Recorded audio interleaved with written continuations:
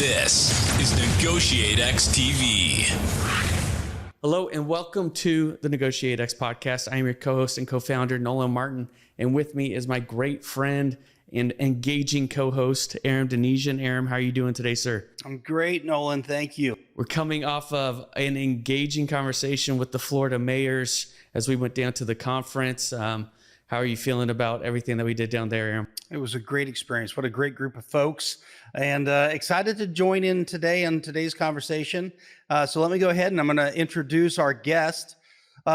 Sara Laschever is a leading authority on the challenges women face in the workplace and co-author with Linda Babcock of the groundbreaking books, Women Don't Ask, Negotiation and the Gender Divide, and Ask For It, How Women Can Use the Power of Negotiation to Get What They Really Want.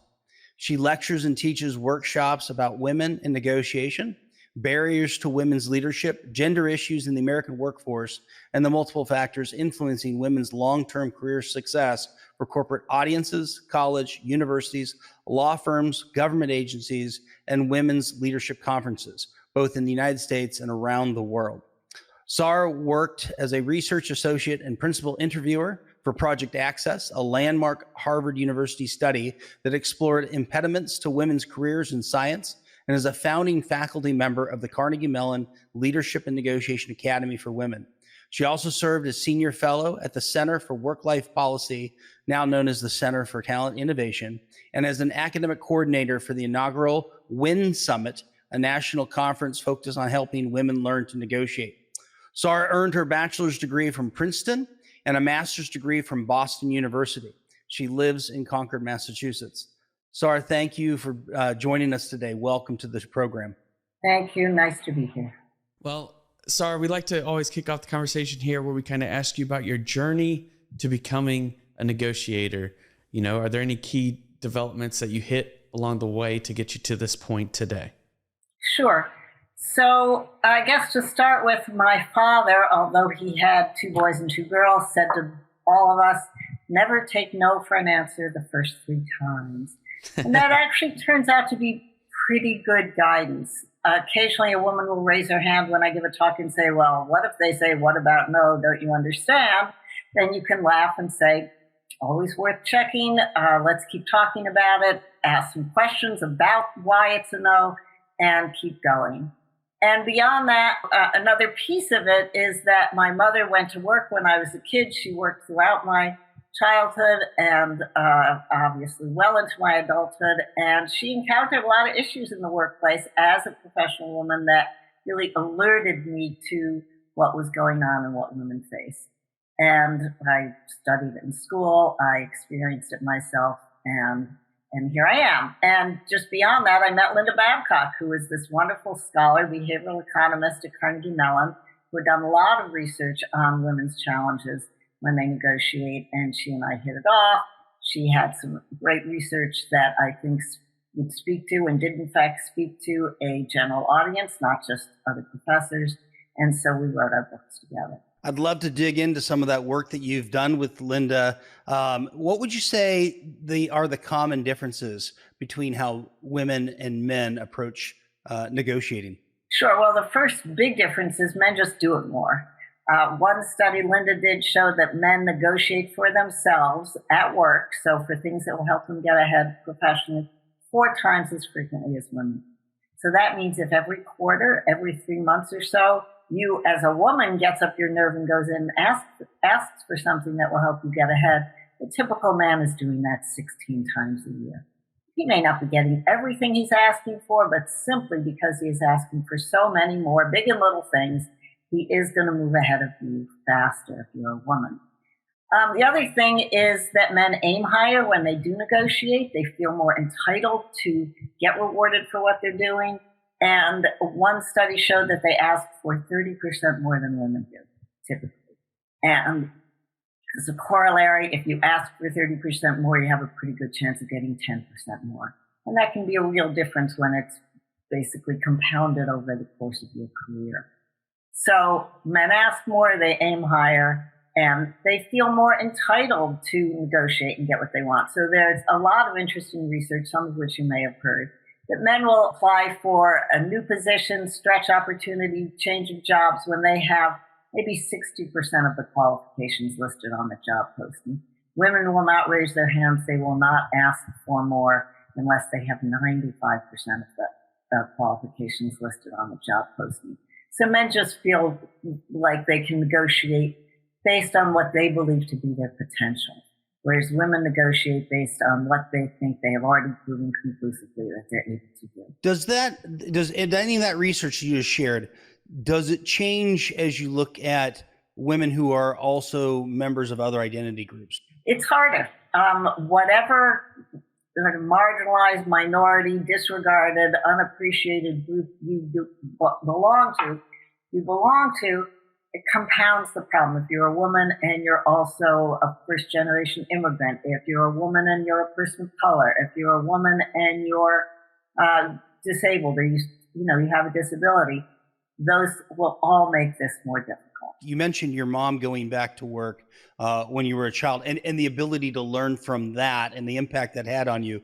And I was wondering for those who are first generation corporate, whether it's America or anywhere around the world, I would assume that also plays a factor, right? That there isn't, you don't have that role model, that person that mentor built into the family, and you have to understand how to kind of navigate these challenges that you're identifying. Absolutely, and I think in this case, women can learn a lot and actually benefit a lot from fathers who are supportive.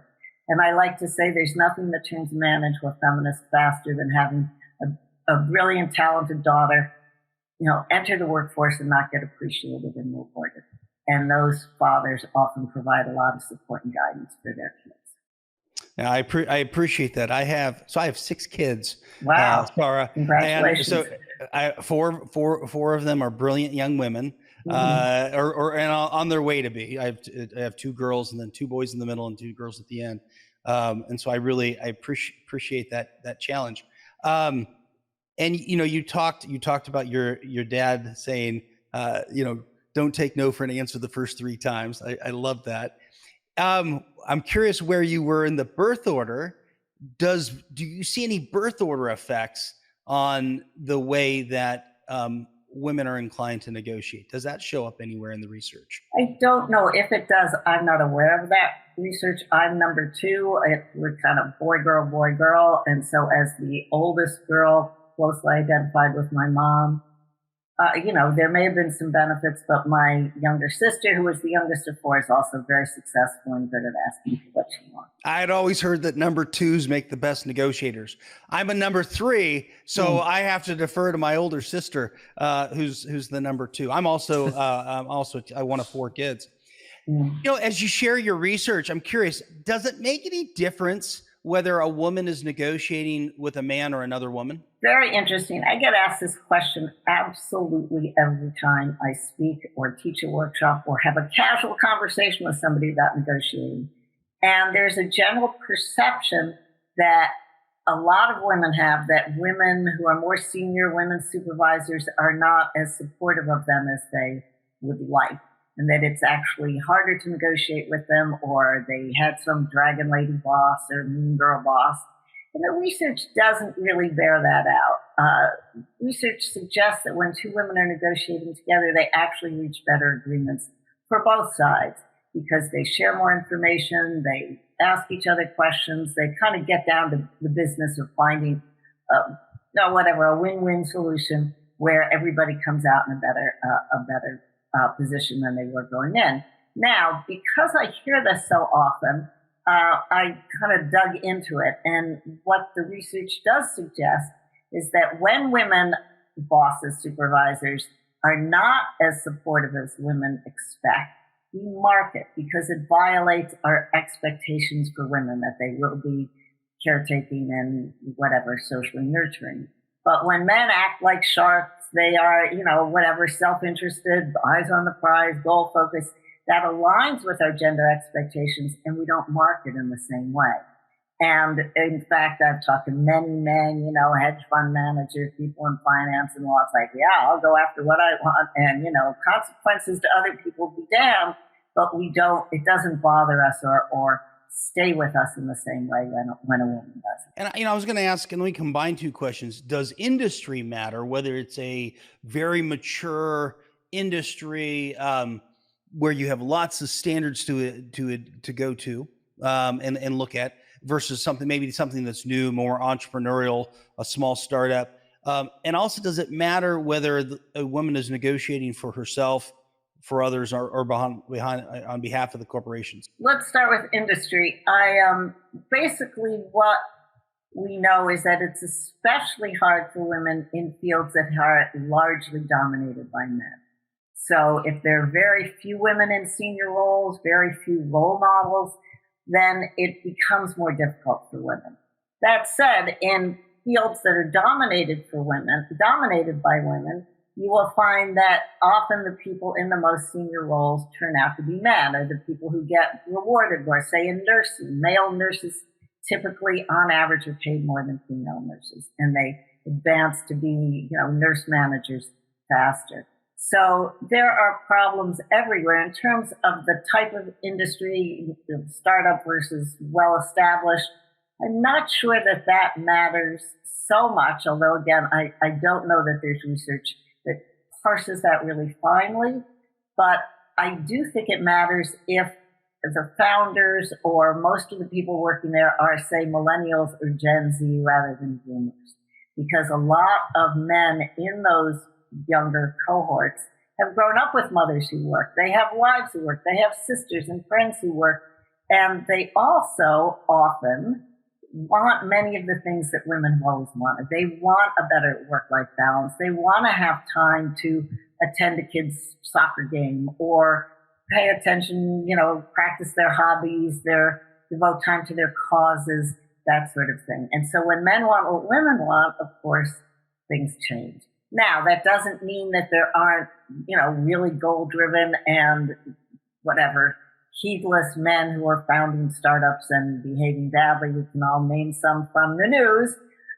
But on the whole, I have a lot of optimism about millennials and Gen Zers moving into leadership roles, because I think that will change our organizational culture. And how about whether a woman is negotiating for herself in a salary negotiation, perhaps, or something, versus if they're negotiating on behalf of someone else, or even when they're representing the organization? Does research show that women negotiators show up differently? Yes, absolutely. When women are negotiating for other people, they tend to aim higher, stay in the negotiation for a few more rounds, and just basically believe that whoever it is they're negotiating for deserves more.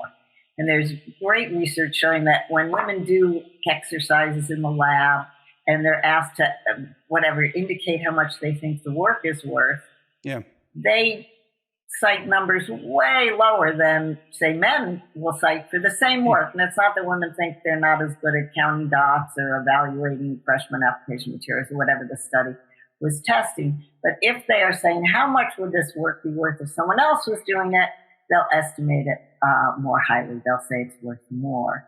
Now, when they're negotiating on behalf of their teams, it gets a little bit complicated, because if they are identified personally very much with the team, it may feel to them as though they're negotiating for themselves.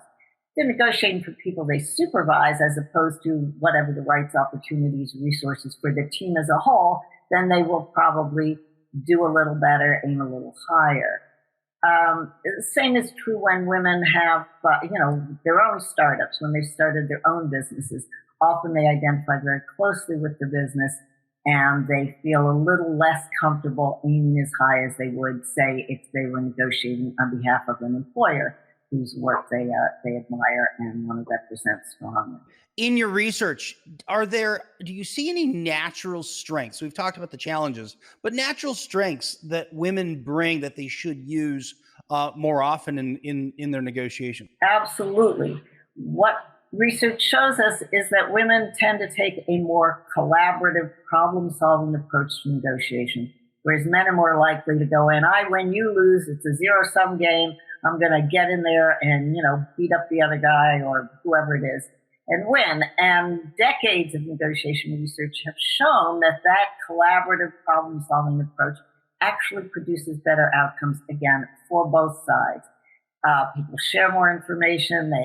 With more information, they can brainstorm unexpected or whatever, terrific, different solutions that nobody had identified before they went into the room.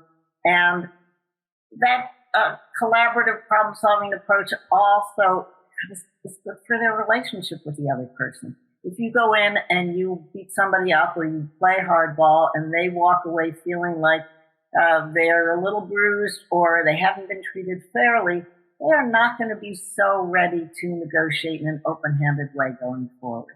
And they may badmouth you. It may be bad for your reputation. So asking questions, listening, problem-solving, women tend to do that more, and it's actually the superior approach, so much so that people who teach negotiation often say that the point of a negotiation class is to teach everyone to negotiate more like women. I love it. I love it. Yeah, and I think something that Aram and I like to really get at with our training is to be tough on the problem, but soft on the person. That's kind of what you're explaining here, Sara, and what women our age seem to do so well. So I love that you pointed that out. Now, I have a question around anxiety, and I'm wondering if women are not going after, whether they're negotiating for more or anything like that because of anxiety issues with potentially getting that negative reaction. Is that something that the research is showing? Sure, it's a big thing. Women are apparently more likely to have their self-esteem fluctuate a little more in response to negative feedback, criticism, whatever, unfavorable evaluations, that kind of thing. Men's tend to be a little bit more stable. And so women often don't negotiate because they're afraid of getting turned down. They're afraid of no. And that can be a really self-defeating approach because, of course, if you don't ask, the answer is already no.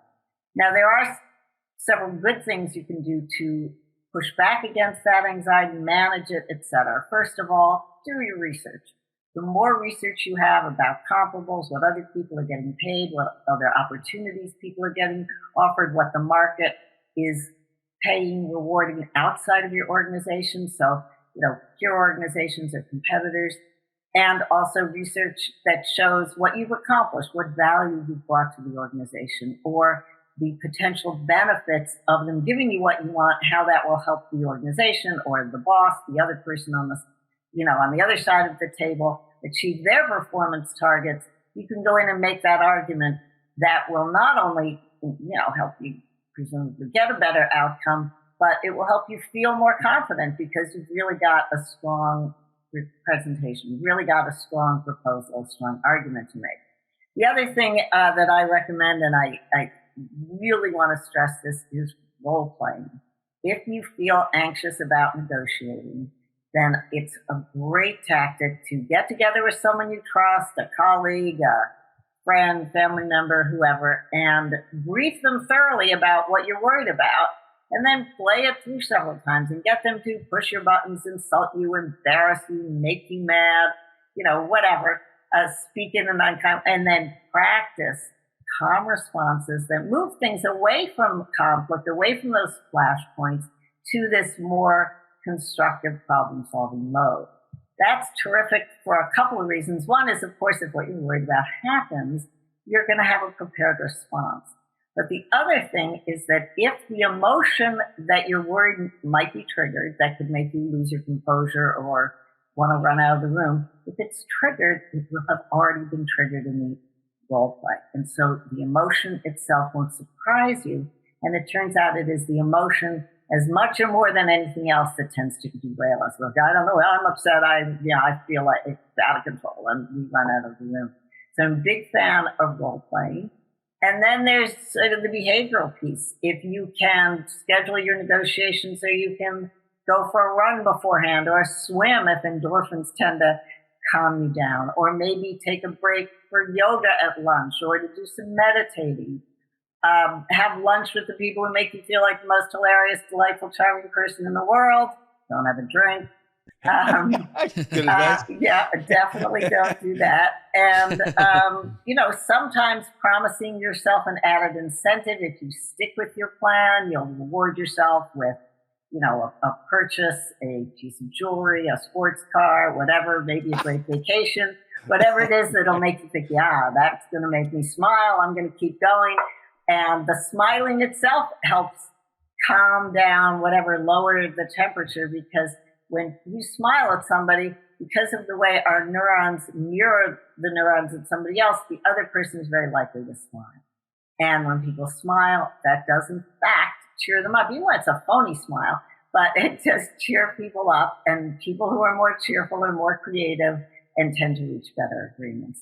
So I'm a big fan of that as well. I think those are 3 excellent points that you kind of described there, Sara. Thank you so much for that. Really rich. Yeah. I love the advice around preparations, around the standards of legitimacy, of really just coming to the table prepared. Yeah. And then, like I said, rehearsing ahead of time is always something that Aaron and I are a big proponent of, especially from our military backgrounds. It's been ingrained in us. And I think if more people, not even just women, just more leaders were to just rehearse more, they would be much more successful in negotiations. So thank you for sharing all that. Absolutely. And I'm going to pick on one more piece of that because it was just such great advice. You talk about the value you bring, and I can't remember now if it's your work or Linda's work or Deborah Kolb's work that I was reading about negotiating what you're worth and just the inherent challenge in doing that. Is there any more you can say about how, I guess, anyone, regardless of gender or identity group, obviously we're focused on women today, but how do you do that well? Really negotiating what you're worth. The research is so important. So I would say, start with your boss. Treat that person as an ally and say, this is what I want to do. This is where I want to go. Tell me where I am, how close I am, what else I need to do to get there, that kind of thing. Number 2, if you get an evaluation that feels inaccurate or unfair, they overlooked something you did, they undervalued it, consider negotiating. Go back with the information saying, this is what I accomplished. These are the metrics. These are the targets. And try to get that evaluation adjusted, because that can have a big impact both on your promotion schedule, on the rate at which you get ahead, but also your compensation. And then, go to HR. I taught a big workshop at West Virginia University, Morgantown, West Virginia, a number of years ago, and there were women from all across the institution. And one woman raised her hand and said, I just don't know what the formula is. I don't know how they figure this stuff out. And there was someone from HR there, and she said, come and ask us. We can tell you what the formula is. We can tell you what the system is. But then, talk to your social and professional networks. Reach out to colleagues in your field outside the organization. Sometimes you can reach out to your professors or the people you trained with, and they may have contacts you can talk to, or they may know of useful research. If you belong to a professional association, a lot of professional associations compile data about what people are making at different levels. And, you can see these are often parsed pretty fine. The websites that help you look for a job also have a tremendous amount of data that's often specific. That's often regionally specific. And you put in your zip code, and you'll get a good answer about what people in your region are getting to do, what the market is paying. And also, the women's pages or the women's subcommittees in those professional associations often compile a lot of female-specific data for the field.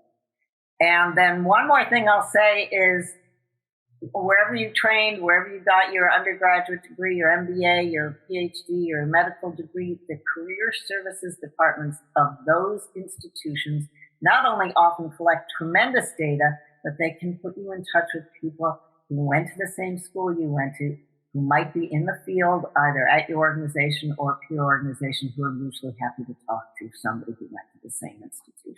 Hey everyone, Nolan here. I'm going to have to jump in and end the conversation for today's episode. Please be sure to join us next week as we continue our conversation with Sara. Hey, thanks for checking out this video on NEGOTIATEx TV. If you found any value at all, please hit the subscribe button, hit the notification icon if you want to be notified of future videos. And then we also have a couple videos over here that you might be interested in checking out. If you in your small business, your team are looking to get negotiations or leadership training, then you can head over to NEGOTIATEx.com and learn more about the coaching services we offer. Thanks, and I'll see you over in the next video.